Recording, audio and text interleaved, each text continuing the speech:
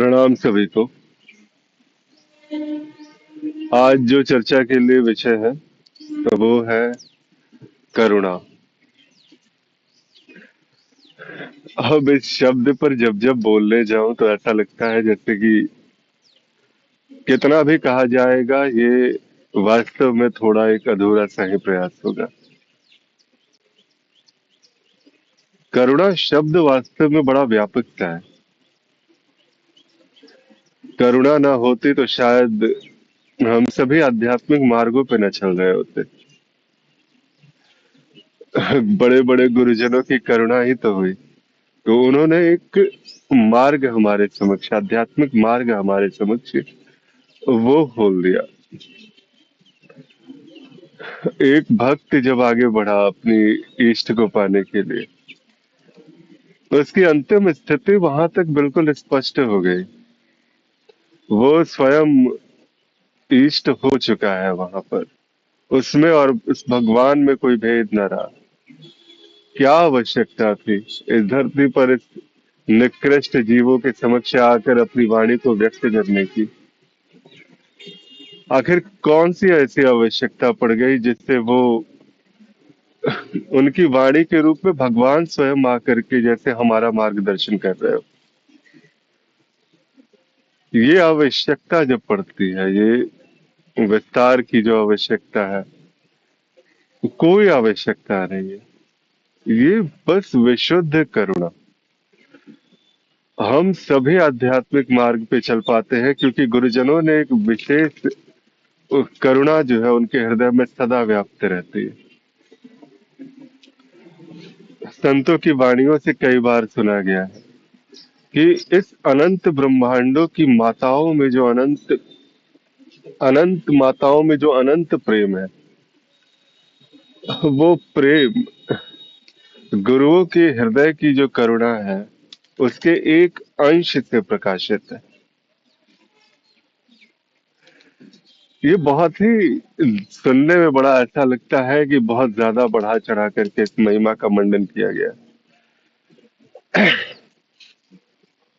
लेकिन जब हम इस आध्यात्मिक मार्ग पर चलते हैं और अपने गुरुजनों का सहयोग हर पग हर क्षण ऐसा लगता है जैसे गुरुजन हमारे साथ में ही है।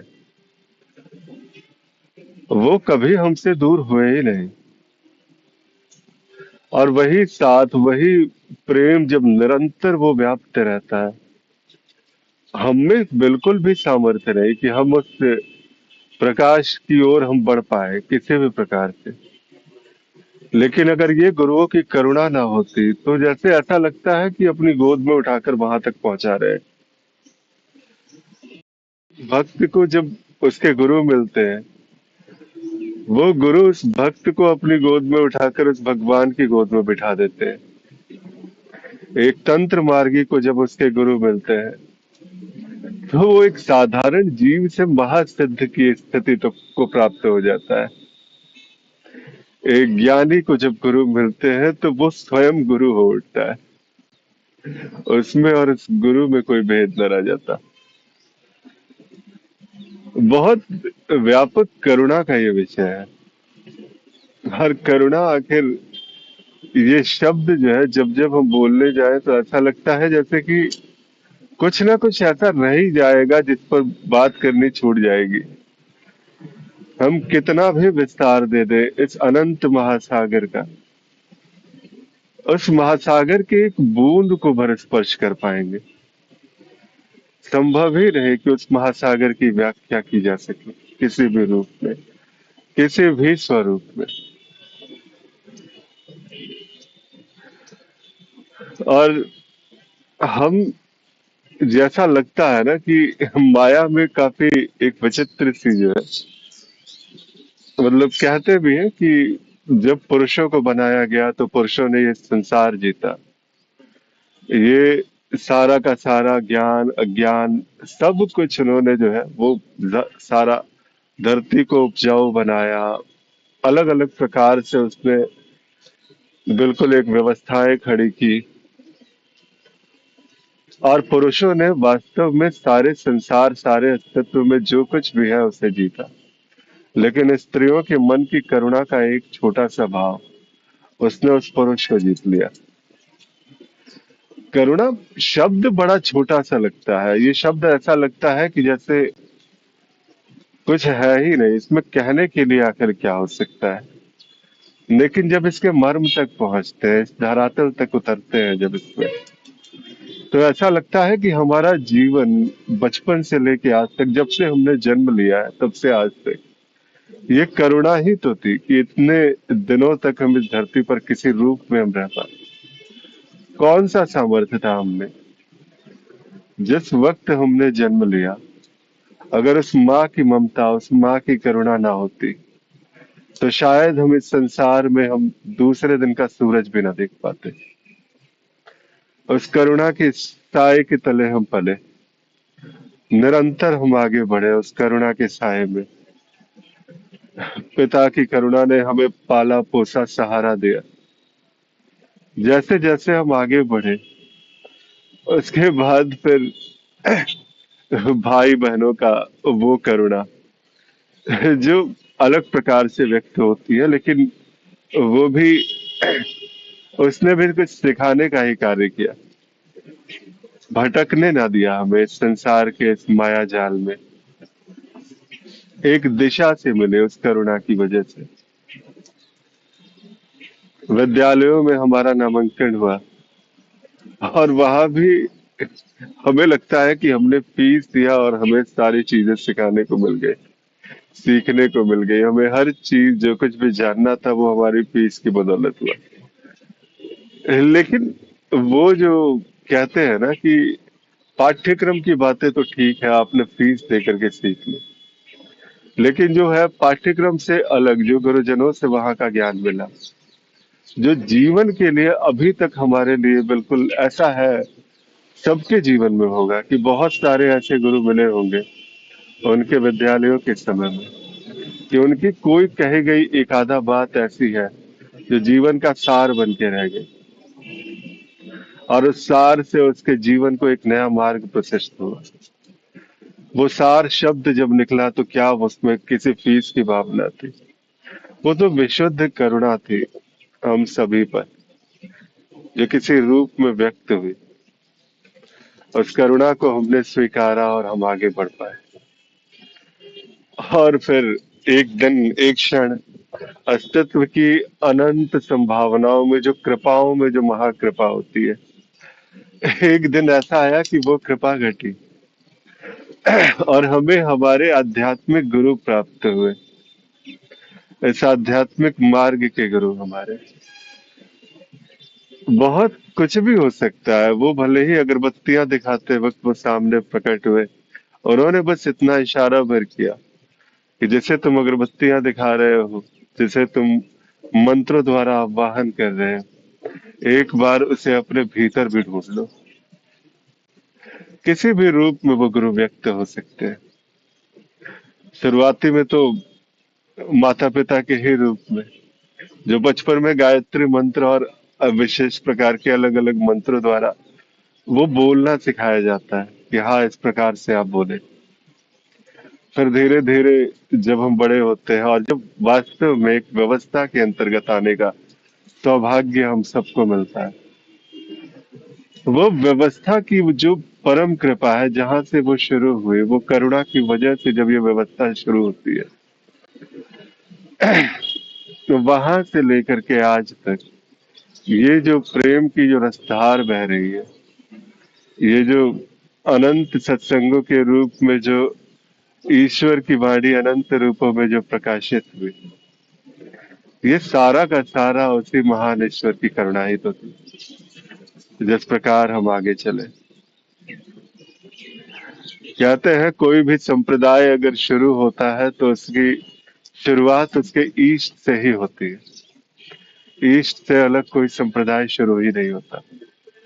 अगर आपके संप्रदाय के जो ईष्ट है वो कृष्ण है, आपके संप्रदाय की जो ईष्ट है वो शिव है, तो संभव है, और ये बिल्कुल निश्चित सी बात है, तो संप्रदाय की शुरुआत कहीं ना कहीं शिव द्वारा ही हुई, और संप्रदाय की शुरुआत कहीं ना कहीं कृष्ण द्वारा ही हुई। और इसी प्रकार ये संप्रदाय आगे बढ़ता है। तो बिल्कुल भी ऐसा नहीं है कि आप भले ही माने चाहे ना माने, स्वीकारे या ना स्वीकारे, आपकी हर श्वास इस अस्तित्व की करुणा का विषय है।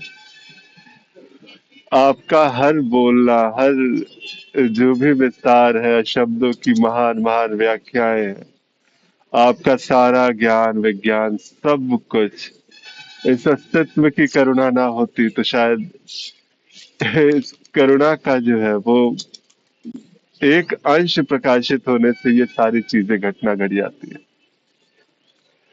अस्तित्व ही अनंत रूपों में व्यक्त है। वो कभी गुरु के रूप में तुम्हारे सामने करुणा करेगा, वो कभी किसी साधारण माता पिता के रूप में तुम्हारे ऊपर करुणा कर रहा है, कभी उस विद्यालय के गुरु तुम्हारे ऊपर करुणा कर गया, तो कभी इस व्यवस्था के अंतर्गत एक आध्यात्मिक गुरु के रूप में तुम्हारे ऊपर करुणा कर गया, और हमने इस अस्तित्व को ही नकारना प्रारंभ कर दिया।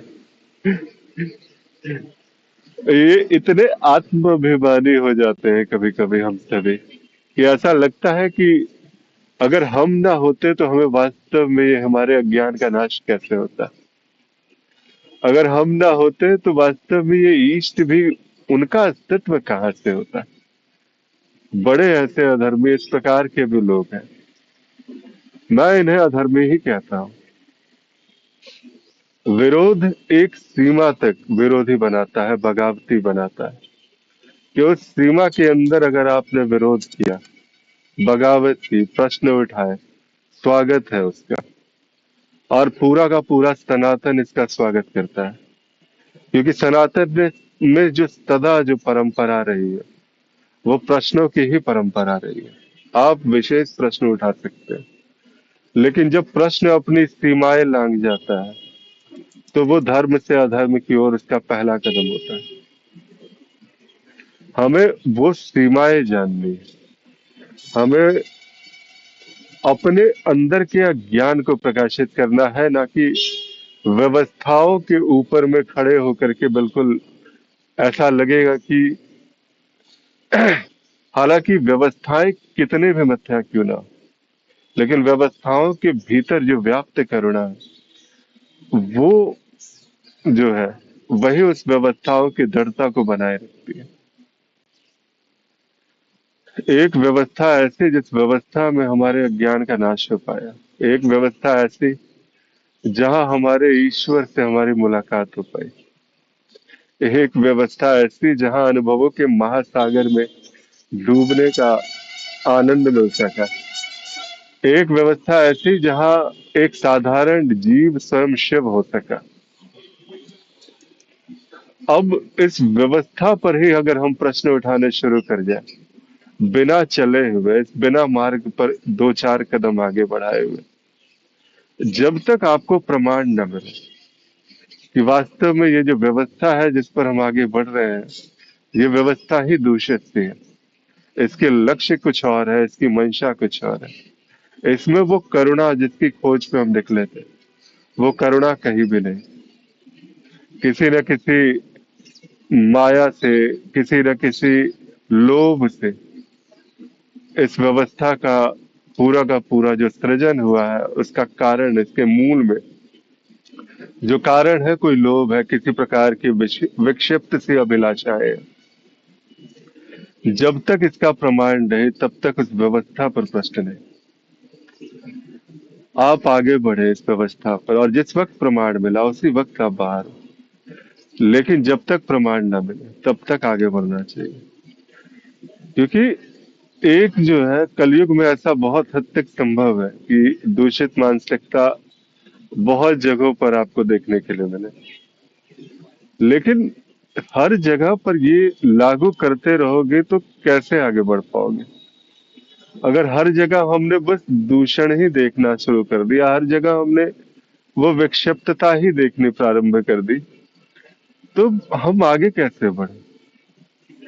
व्यवस्थाओं से अलग आपका जो अपना है, प्रत्यक्ष का प्रमाण, वो सबसे बड़ी बात है। आपकी बुद्धि का तर्क सबसे बड़ा प्रमाण है। अपने तर्कों द्वारा प्रमाणित कीजिए, अपने अप्रत्यक्ष, बिल्कुल प्रत्यक्ष जो प्रमाण मिला है उस प्रमाण पर आप आगे बढ़े।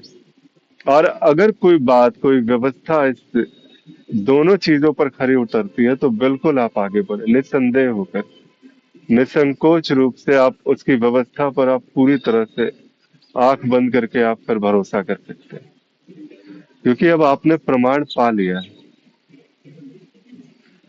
कुछ इसी प्रकार से जैसे जैसे हम आगे बढ़ते हैं और इस करुणा के सागर में जब गोते लगाने शुरू करते हैं, और वो करुणा से जब अपने अंदर वो अध्यात्म का वो परम अंकुरण प्रारंभ होता है, करुणा रूपी जल से जो अध्यात्म का बीज हमारे अंदर था उसमें अंकुरण प्रारंभ हो जाता है। और जब वो पूरी तरह से वो वृक्ष बनकर ऐसा लगता है कि हाँ अब ये फलों से लद चुका, तो फिर वही वृक्ष, वही जो जीव था जिसने शिव की ओर की यात्रा की और स्वयं शिव हो गया, अब वो बीज वही करुणावश जो कभी बीज था आज वृक्ष हुआ, और करुणावश वो झुक करके अपने फलों का रसास्वादन पूरे संसार को कराता है। और यही चीज है, इसी प्रकार से ये संसार की गति है।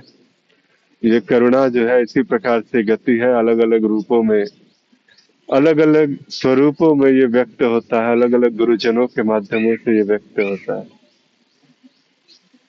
तो रसास्वादन कीजिए फलों का और आगे बढ़िए अपने मार्ग पर। जिस भी मार्ग पर है आप पूरी निष्ठा से आगे बढ़े, और वो निष्ठा अपने गुरु के प्रति अवश्य से होनी चाहिए। गुरु चुनने से पहले जितनी परीक्षा लेनी है ले ले, लेकिन जब आपने गुरु मान लिया, कहीं भी आगे बढ़ने का निश्चय ले लिया, तो अब पीछे पलट के देखने का प्रयास न करें, क्योंकि अब जो कुछ भी होगा वो वही करुणा का सागर है। उस करुणा के सागर में गोते लगाइए और अपने आध्यात्मिक लक्ष्य को प्राप्त कर ले। तो आज की चर्चा को यही विराम देते हैं।